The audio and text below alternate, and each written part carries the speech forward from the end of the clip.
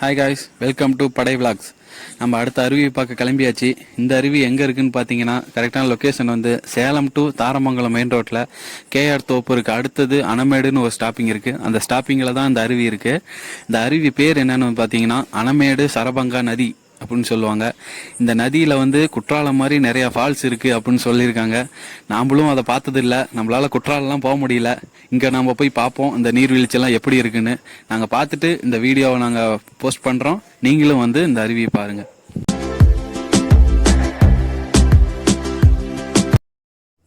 இதுதான் இந்த சரபங்கா நதி. இந்த நதி வந்து பார்த்தீங்கன்னா 60 வருஷத்துக்கு முன்னாடி குற்றாலம் மாதிரியே நிறைய தண்ணி வந்துகிட்டு இருந்துச்சு. ஆனால் 60 வருஷத்துக்கு அப்புறமா இந்த 2 வருஷமாக தான் இந்த தண்ணி வந்துட்டு இருக்கு. இது சேலம் மாவட்டத்தில் இருக்கிற எத்தனை பேர்த்துக்கு இந்த இடம் தெரியும்னு தெரியல.